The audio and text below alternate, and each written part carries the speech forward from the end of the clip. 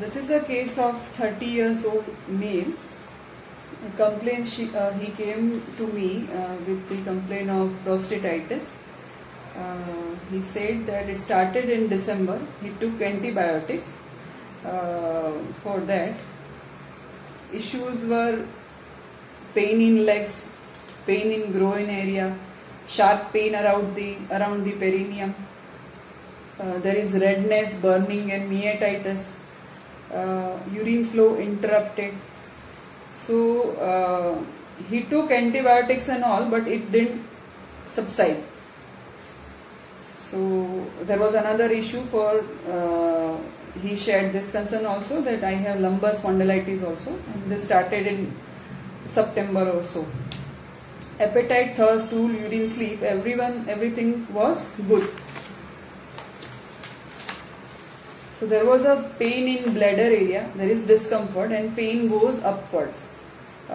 If I take outside food, then I feel acidity and headache and irritations. So this is all about the acute or kind of subacute complaint. So this complaint started around December 2019 and he came to me on July 2020. So what he shared, that this kind of complaint, I could not come out of this complaint. This burning and pain and all, वो रहता ही है. Okay, यहाँ पे क्या क्या challenge आ सकते हैं? Okay, first as a girl ज्यादातर कोई भी मेल कंफर्टेबल नहीं रहते हैं प्रोस्टेटाइटिस और मिएटाइटिस जहाँ पे बर्निंग है, रेडनेस है, टू एग्जामिन द पेशेंट वगैरह. और फॉर अ डॉक्टर ऑल्सो वो थोड़ा डिस्कम्फर्ट रहता है. मेरी प्रैक्टिस का एक अलग तरीका है. मैं ज्यादातर ऑब्जर्वेशंस रखती हूँ कैसे पेशेंट को बिना टच किए अगर हम अच्छे से समझ पाते हैं केस को, क्योंकि कभी कभी ऑनलाइन कंसल्टेशंस वगैरह में आपको अच्छा करना है तो जो ये एग्जामिनेशन के बेस पे जो प्रिस्क्रिप्शन देते हैं ना कि लीवर एनलार्ज है या नहीं है, थ्रोट कैसा है, कोई भी इंस्ट्रूमेंट के साथ में आप चेक करते हो, उसके बेस पे कुछ प्रिस्क्रिप्शन देते हो, तो ऑनलाइन कंसल्टेशन में वो हेल्पफुल नहीं रहता है. और मेरी प्रैक्टिस हमेशा से डिस्टेंस प्रैक्टिस रहा है. इवन इफ मैं यहाँ पुणे में प्रैक्टिस कर रही हूँ, then also I can prescribe a person who is living in Gujarat. और उस तरह का मेरा प्रैक्टिस रहा है. तो ऐसे केस में एक चैलेंज था कि यहाँ पे ऑन ऑब्जर्वेशन ही कुछ डेटा मिल सकता है, और उसमें मिलेगा तो क्या ज्यादा मिलेगा कि रेडनेस है, बर्निंग है, वैसा. पर उसके अलावा और कुछ भी अलग से सिम्टम्स नहीं है कि ट्विस्टिंग पेन है या फिर कोई एसोसिएटेड सिम्टम्स है या कैसे. तो बस हमारे पास एक टाइप ऑफ पेन जो बोलते हैं कि पेन है ग्रोइन एरिया में, शार्प पेन है अराउंड पेरिनियम, और मिएटाइटिस या प्रोस्टेटाइटिस ऐसे कुछ तो डायग्नोज हुआ है. सोनोग्राफी वगैरह में तो सब नॉर्मल आया है. ऑन एग्जामिनेशन फिजिशियन ने ऐसे देखा है कि रेडनेस एंड बर्निंग पेशेंट ने बताया कि उतना डेटा है मेरे पास. तो अभी इसके बेस पे प्रिस्क्रिप्शन करना, तो मेरे लिए वो just to search in the whole world कि एक सिंगल बिल्डिंग ढूंढो, उसी तरह का सिचुएशन था कि कहाँ पे ढूंढना है, कैसे ढूंढना है, कुछ आगे पीछे मिल नहीं रहा है. प्रोस्टेटाइटिस या मिएटाइटिस के बेस पे क्या प्रिस्क्रिप्शन देंगे. तो यहाँ पे मैंने कुछ भी प्रिस्क्रिप्शन नहीं दिया. जब पेशेंट आया तब, अभी इस तरह के केस में जहाँ आपकी कोई मास्टरी नहीं है, जैसे रीनल स्टोन के स्पेशलिस्ट होते हैं तो लाइपो का प्रिस्क्रिप्शन दे देंगे, बर्बेरिस का दे देंगे. हेयर फॉल के कोई स्पेशलिस्ट होंगे, वो फास्फोरस यूज करेंगे, आर्नी का यूज करेंगे. वैसे टाइप का मेरा कोई स्पेशलिटी डिजीज नहीं है. I can cure each and every disease. तो वहां पे मेरा ऑब्जर्वेशन बहुत मैटर करता है. इवन इफ मैंने ऐसा केस पहले देखा है नहीं देखा है, बट अगर मैं पेशेंट की रेमेडी पहचान जाती हूँ कि ये पेशेंट कौन सा है, अगर वो मैं समझ सकती हूँ तो आई कैन क्योर हिम. तो इस सिचुएशन में मुझे कुछ भी नहीं मिला. एक्यूट में भी अगर कोई कंप्लेन एक्यूट है तो वो सडनली जैसे 5-6 दिन पहले हुआ है और वहां पे सिम्टम्स मिलते हैं कि चलो बेलाडोना दे दिया, कैंथारिस दे दिया, बर्निंग यूरिन है, ऐसे करके. पर ये काफी लंबा चला. बेलाडोना कैंथारिस टाइप का ये केस नहीं है. प्रोस्टेटाइटिस है पर सोनोग्राफी में नहीं है। पेशेंट कंप्लेन लेके आता है कि मुझे प्रोस्टेटाइटिस है, पर सोनोग्राफी नॉर्मल है और ऑन एग्जामिनेशन मीएटाइटिस, बस इतना ही मिला। तो सल्फर दे सकते हैं क्या? पर सल्फर के भी आगे पीछे कुछ तो मिलना चाहिए कुछ प्रिस्क्राइब करने के लिए, कुछ भी पिक्यूलियर नहीं था, सिर्फ इतना कि लंबा स्पॉन्डिलाइटिस हुआ था पास्ट में, और पास्ट में मतलब उसके कुछ ही महीने पहले लंबा स्पॉन्डिलाइटिस डायग्नोज हुआ है, और उसके अलावा बस ये कंप्लेन है ग्रोइन एरिया में पेन। सो फर्स्ट में मैंने कुछ भी प्रिस्क्राइब नहीं किया, मुझे पता चला कि इसमें कॉमन मेडिसिन वर्क नहीं कर रहा है और पेशेंट ऑलरेडी सफर कर रहा है 6 to 7 मंथ से। तो आई प्रेफर कि डिटेल हिस्ट्री में जाएं अगर proper, just to analyse his remedy, उसकी कॉन्स्टिट्यूशनल क्या रेमेडी है वो ढूंढने की कोशिश करते हैं। अगर मैं उसकी कॉन्स्टिट्यूशनल मेडिसिन मिल गई, रूट की medicine, then I can definitely cure him. कुछ भी डायग्नोसिस हो उससे कुछ फर्क नहीं पड़ता है। तो फिर हमने डिटेल हिस्ट्री लिया। आई जनरली प्रिफर, कोई भी नया या अलग तरह का केस होता है और जहां पेशेंट सपोर्टिव है, आई प्रिफर कि सेंसेशन मेथड का केस लिया जाए। तो वहां पे भी सेंसेशन मेथड के केस में जाएं, काफी 3-4 घंटा पूछा, बट उसमें भी मुझे कुछ भी डेटा नहीं मिला जहां पे मैं उस तरह का प्रिस्क्रिप्शन कर पाऊं, रूट की मेडिसिन या constitutional medicine, if I can find out, but that was not possible.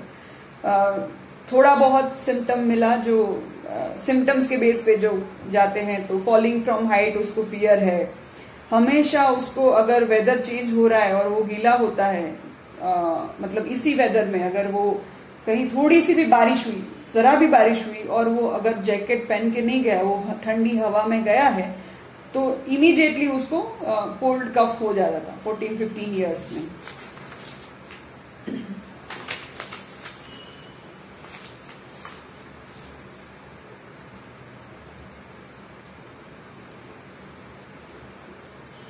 फिर उसके अलावा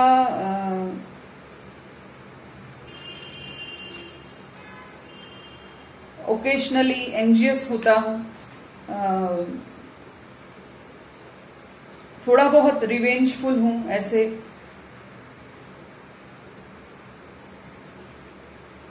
मैनिपुलेट कर सकता हूं लोगों को कि मुझे पता है कि इस तरह चीज सिचुएशन में बॉस ऐसे करने वाला है बिहेव, तो मैं अपना एक रास्ता निकाल लेता हूं कि इस सिचुएशन में नहीं जाना है और मुझे आगे बढ़ना है करके मैं थोड़ा अपना रास्ता निकाल लेता हूं, थोड़ा बहुत मैनिपुलेट कर लेता हूं चीजों को।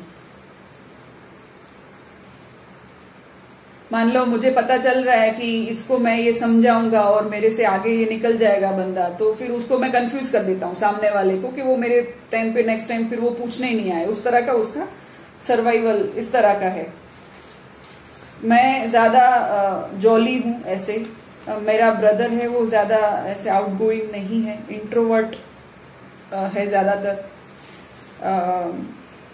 कोई मुझे छेड़ता है तो मैं हंसी में ही उड़ाता हूँ ऐसे। मैं कभी मतलब मैं ही मस्ती करता रहता हूँ, उस तरह का मैं बंदा हूँ। तो यहाँ पे वो एनिमल, प्लांट, मिनरल कुछ भी समझ नहीं आ रहा था ऐसे।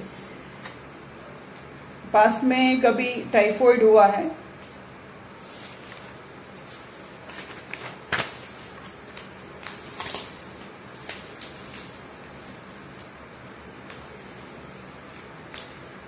और कोई बड़ा इश्यू नहीं आया। एक रिसेशन का एक टाइम था जहां पे कोई जॉब नहीं थी, डिफरेंट सिटीज में इंटरव्यू दे रहा था, तो वहां पे थोड़ा स्ट्रगल था, बाकी कोई इश्यू नहीं आया है।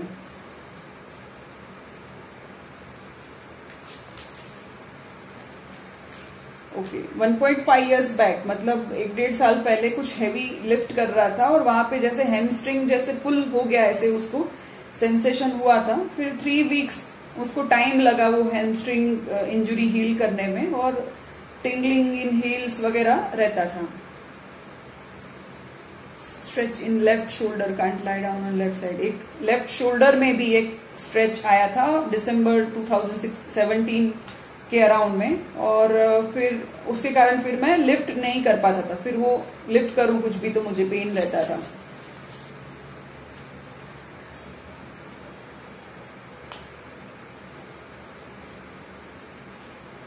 टाइप ऑफ पेन जब डिस्क्राइब करने को बोला कि मसल स्टिफनेस वगैरह में, तो बस वही टिंगलिंग था, टेस्टिकल में पेन है ऐसे। अगर रेगुलर जिमिंग नहीं कर रहा हूं तो पेन होता है, टिंगलिंग या नीडल लाइक पेन रहता है। बैक में भी लेफ्ट साइड में पेन है, तो शोल्डर में भी लेफ्ट साइड पेन था और बैक में भी लेफ्ट साइड पेन रहता है ज्यादातर। जनवरी में पेरिनियम के अराउंड में शार्प पेन आना शुरू हुआ, हॉट फॉर्मेंटेशन से ठीक होता था और पेन शायद ऊपर की तरफ जा रहा है ऐसा उसको लग रहा है।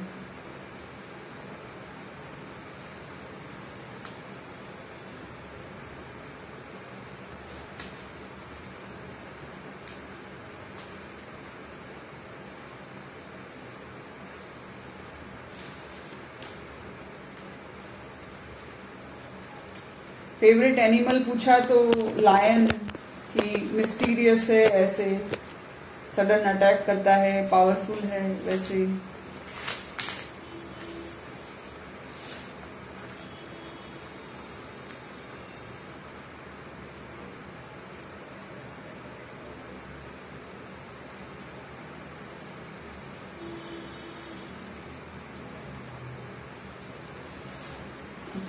तो इसके बेस पे और कुछ भी सिम्टम नहीं, सडन अटैक और मैनिपुलेट करता हूं लोगों को, उसके बेस पे मैंने सेपिया 200 दिया, सेपिया 30 दिया, क्योंकि इस केस में मुझे कितना भी पूछने के बाद में कुछ भी डेटा नहीं मिला।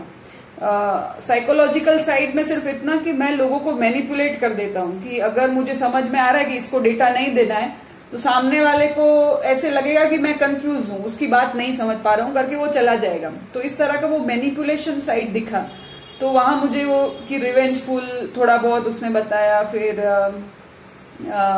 जो ड्रीम वगैरह कुछ बताए, या फिर लायन है जो मिस्टीरियस है, सडन अटैक करता है, पावरफुल है, ऐसे सबके बेस पे मुझे लगा कि कोई एनिमल ही होगा जो समझ नहीं आ रहा है।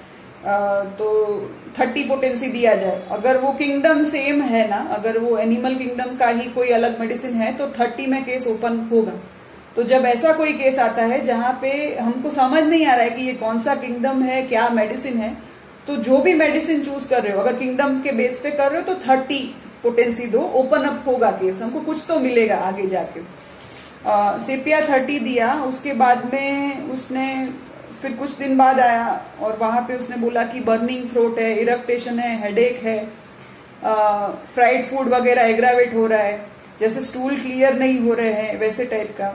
फिर मैंने सल्फर 200 दिया, बर्निंग बहुत सरफेस पे आ रहा था, तो जस्ट टू मतलब बर्निंग इतना क्लियर है तो सल्फर कहीं ना कहीं तो वर्क करेगा करके। फिर मैंने सल्फर दिया। सल्फर देने के बाद में बर्निंग इंटेंसिटी रिड्यूस हो गया, फ्रीक्वेंसी सेम है बट इंटेंसिटी कम है।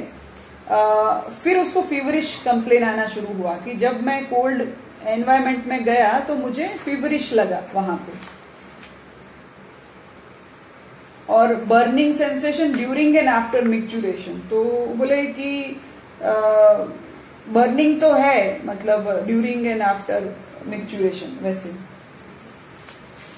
अभी की सिचुएशन में सल्फर जो बहुत फेमस मेडिसिन है बर्निंग का, मुझे लगा वो तो वर्क होना ही चाहिए, बट वो भी चाहिए उतना वर्क नहीं कर रहा है। फिर मैंने पेन को डिस्क्राइब करने के लिए कहा तो उसने बोला कि tightness around perineum, throbbing pain रहता है, पॉसिबल नहीं होता है मैं बैठ पाता हूँ, बर्निंग थ्रोबिंग पेन है, टाइट है, स्ट्रेच हो रहा है, हॉट फॉर्मेंटेशन से अच्छा लगता है, लेफ्ट साइड में ट्विस्टिंग पेन है, मसल है जैसे डाउनवर्ड्स पुल कर रहे हैं, ऐसे इरेक्शंस आ रहे हैं तब ज्यादा पेन होता है। सीमेन एनालिसिस में कुछ तो आया है कि पस सेल थोड़ा है और कुछ नहीं। फिर पोस्ट वॉइड थोड़ा रहता है, मतलब यूरिन पास करने के बाद में भी ब्लैडर में थोड़ा यूरिन रहता है, ऐसे सोनोग्राफी वगैरह में आया है। बाकी उसके अलावा पस सेल भी बहुत इतने ज्यादा नहीं, +1 इतना ही है। रेडनेस बहुत है, यूरिन फ्लो कम है, स्टूल में भी बर्निंग है आफ्टर पासिंग यूरिन। तो इस तरह का एसिडिटी, और एसिडिटी पहले से कम है बट गैसी फीलिंग तो सेम है। फिर स्लिप डिस्क का पूछा कि माइल्ड लंबर स्पॉन्डिलाइटिस है, तो L5 L1 में कुछ तो पोस्टीरियर बल्जिंग है। Spinal canal narrowing, no evidence. ऐसे intervertebral disc shows that change of destination towards the mild oedema of neck of femora. Dreams, anxiety, exam not prepared, इस तरह के ड्रीम्स आए हैं. Pressure if any submission at office I usually get this time of dream, ऐसे dream आते हैं. तो sulphur देने के बाद थोड़ा ओपन हुआ, थोड़ा और हमको मिला, वो पेशेंट ने बताना शुरू किया. प्रोबेबली जो एंटीबायोटिक का जो साइड इफेक्ट था वो क्लियर हुआ और पेशेंट थोड़ा सरफेस पे आया है, ऐसे सिम्टम्स बताना शुरू हुआ उसका. अच्छा, अभी भी मेरे पास ऐसा कोई सॉलिड प्रिस्क्रिप्शन नहीं मिल रहा है, वेग है, कोई एक डायग्नोसिस नहीं मिल रहा है. 2-3 सिम्टम्स हैं. स्लिप डिस्क है, जो उसका अभी चीफ कंसर्न नहीं है. उसका कंसर्न क्या है कि रेडनेस, निएटाइटिस, बर्निंग पेन यूरिन में और severe pain around perineum, testicle side में बहुत पेन होता है. इरेक्शन होता है तब भी पेन होता है, और वैसे भी जब भी बैठा है थोड़ा भी पुल होता है, सपोर्ट नहीं मिल रहा है तो उसको पेन हो रहा है. अब यहाँ पे केस आके अटक गया है. तो इस सिचुएशन में मैंने लॉजिक अप्लाई किया कि केस में अनयूजुअल मुझे सिर्फ इतना मिला, जब फर्स्ट टाइम हमने जब डिटेल लिया तब, कि जरा भी वेदर चेंज है, कोल्ड है, ठंडी हवा थोड़ी भी लगती है तो मुझे कोल्ड कफ हो जाता था ठंडी हवा से. और स्पेसिफिकली रेनी वेदर का कहीं कनेक्शन मिला, रेनी या कोल्ड डैम्प वेदर जो बोलते हैं, उसमें उसको डिफिकल्टी होती थी. सेकंड, जो लंबा स्पॉन्डिलाइटिस या पुलिंग पेन, हैमस्ट्रिंग का पेन भी उसको पास में हो चुका है और अभी भी स्पॉन्डिलाइटिस है. शोल्डर में भी उसको ओवर स्ट्रेचिंग या हेवी लिफ्टिंग के कारण लेफ्ट शोल्डर में ही पेन हुआ था और अभी भी उसको लेफ्ट टेस्टिकल में पेन है. तो उसी सिचुएशन को कि भाई मसल को स्ट्रेंथ देने वाली कौन सी मेडिसिन है, कौन सी दे सकते हैं, तो फिर मैंने सोचा कि चलो वैसे देखते हैं. तो रस्टॉक्स मुझे दिमाग में आया, क्योंकि वो टाइफॉइड मायाजम भी कवर करता है, उसको पास में टाइफॉइड हो चुका है. और अगर ये एनिमल नहीं है केस, एनिमल का कुछ और आगे हमको मिला नहीं, सर्वाइवल इश्यू या ऐसे कुछ भी, just anxiety as if not prepared exam, वैसे टाइप का कुछ वेगली एक ड्रीम आया. तो रस्टॉक्स जब मैं बोरिक में से पढ़ रही थी तो रस्टॉक्स में इसके सिम्टम्स आए जो कभी हमने रस्टॉक्स निएटाइटिस में सोचा नहीं होगा. और वो जो सिम्टम्स थे, मेरा लॉजिक वही था. मुझे लगा कि अगर उसको मस्कुलर या फिर कुछ टिश्यू रिलेटेड है, पेन, स्वेलिंग हो गया है, तो उसने जो एंटीबायोटिक का कोर्स किया उसमें उसको पेन में बिल्कुल रिलीफ कैसे नहीं हुआ, वो मेरे लिए थोड़ा क्वेरी वाला था कि ऐसा इतना कैसा बड़ा कोई डिजीज है जो उसको एलोपैथ ठीक नहीं कर पा रहे हैं एंटीबायोटिक के कोर्स से. तो कुछ ऐसा है, प्री डायग्नोस्टिक स्टेज का कोई केस है क्या. तो वो मेरा एक चैलेंजिंग पॉइंट था वहां पे. देन आई फेल्ट के मैंने पूछा ओपनली कि आपको कैसे, क्यों फर्क नहीं रहा था, आपने दवा लिया था या नहीं. ज्यादातर हम होम्योपैथी में कैसे बोलते हैं कि एलोपैथी का जो लिया वो छोड़ो, वो तो खराब है, आप होम्योपैथी लो करके. ये बहुत गलत तरीका है. आपको पता होना चाहिए कि एलोपैथी का लेवल कितना है, वो कितना क्योर कर सकते हैं. इस तरह का पेन और इस तरह का इन्फेक्शन ठीक होना बहुत इजी है, उनका क्यों ठीक नहीं हुआ. फिर मैंने पूछा तो उसने बोला कि antibiotics I have taken, but उसके साथ में जो पेन किलर्स उन्होंने प्रिस्क्राइब किए थे ना, वो मैंने नहीं लिए. मैंने बोला पेन में बेयर कर लूंगा करके. तो इन्फेक्शन चला गया बट वो रेडनेस नहीं चला गया. अभी उसको पता नहीं कि पेन किलर का एक और भी शेड रहता है कि वो स्वेलिंग, लोकल इन्फ्लामेशन वगैरह को भी ठीक करता है. उसको क्या माइंड में था कि मुझे पेन किलर की जरूरत नहीं है, मैं तो अपना पेन झेल लूंगा, मुझे कोई इश्यू नहीं. तो सिर्फ पेन किलर वैसे भी सेहत के लिए अच्छी नहीं होती है करके उसने नहीं लिया. इसीलिए जब एंटीबायोटिक उसको प्रिस्क्रिप्शन दिया गया था प्रोस्टेटाइटिस या मिएटाइटिस जो भी उन्होंने डायग्नोस किया उसके लिए, तो वहां पे उसको ठीक नहीं हुआ बिल्कुल भी. क्योंकि एक्चुअली ये लोग मल्टी प्रिस्क्रिप्शन देते हैं कि इन्फेक्शन के कारण स्वेलिंग आया है या स्वेलिंग है इसके कारण वो यूरिन क्लियर नहीं हो रहा है और इन्फेक्शन बढ़ा है. तो ये लॉजिक उनका नहीं होता, वो दोनों तीनों एक साथ में दे देते हैं और एक दवाई नहीं लिया उसने तो उनका प्रिस्क्रिप्शन गलत हुआ.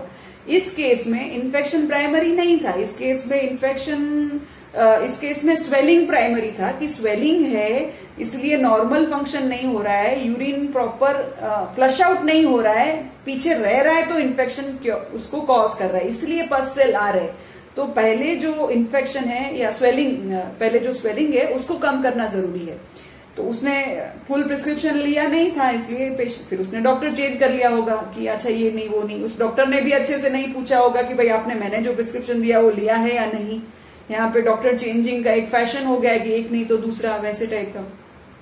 फिर यहाँ पे मैंने वो पुलिंग सेंसेशन और पकड़ के कि चलो उसको इश्यू तो यही है रेनी वेदर के रिलेटेड और लंबर का है, उसको हम करते हैं, भले वो उसकी चीफ कंप्लेन नहीं है करके।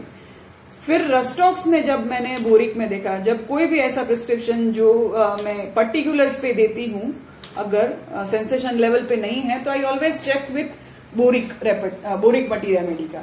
अच्छा, यहाँ पे ऐसा है कि scanty urine, dysuria with loss of blood, ऐसे तो रस्टॉक्स में डिसयूरिया कवर कर रहा है, swelling of gland and prepuce ऐसे भी कवर कर रहा है, dark red erysipelas, scrotum thick swollen oedematous and itching intense.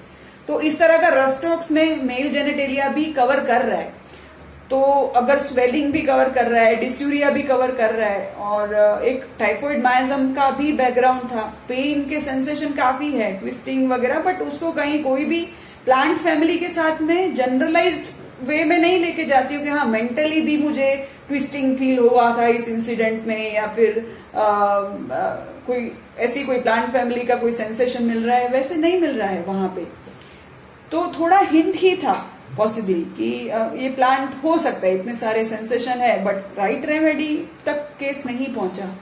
तो यहाँ पे मेरा लॉजिक काम आया कि प्रोबेबली उसको हैमस्ट्रिंग और शोल्डर का जो लिफ्टिंग का एक इश्यू है, शोल्डर ओवरलिफ्टिंग के बाद में जो उसको पेन है वो भी लेफ्ट में था, ये भी लेफ्ट में है।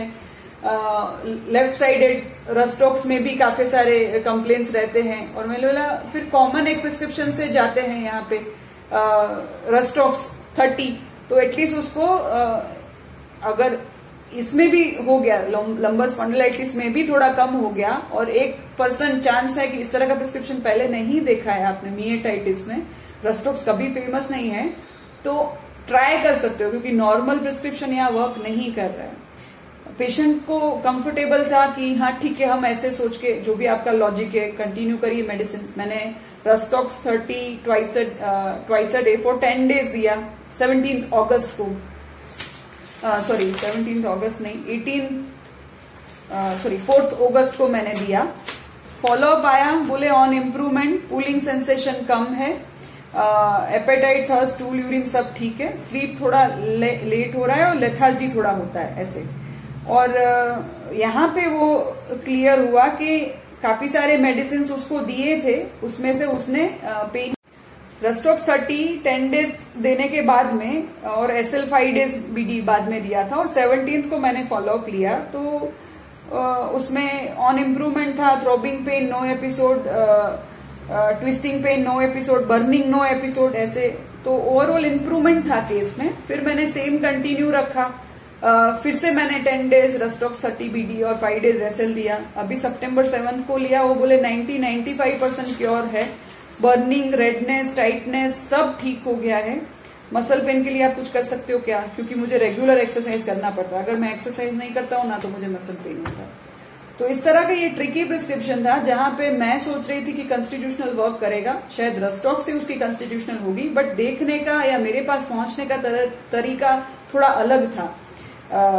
तो कभी कभी सेंसेशन लेवल भी इस तरह के सेंसेशन मेथड भी इस तरह के केसेस में हेल्प करता है। अनयूजुअल पैथोलॉजी जो बोरिक में है, इतना भी अनयूजुअल नहीं है, बोरिक में सिम्टम्स हैं, बट उस पैथोलॉजी के लिए वो फेमस नहीं है। मिएटाइटिस के लिए रस्टॉक्स कौन देता है, मुझे नहीं पता, किसी ने दिया हो तो। और जहाँ पे वो पेशेंट नाम लेके आता है कि मुझे प्रोस्टेटाइटिस है, ऐसे मेरे फिजिशियन ने बोला था। तो ये थोड़ा ट्रिकी केस था। आई थॉट कि चलो मैं शेयर करती हूँ, इसमें से सबको कुछ डिस्कशन मिल रहा है, अपना पॉइंट मिल रहा है, कुछ पोटेंसी के बारे में नॉलेज मिल रहा है।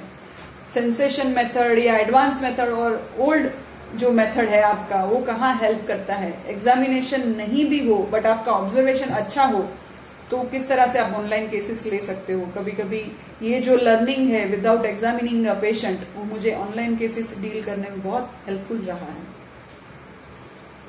Thank you.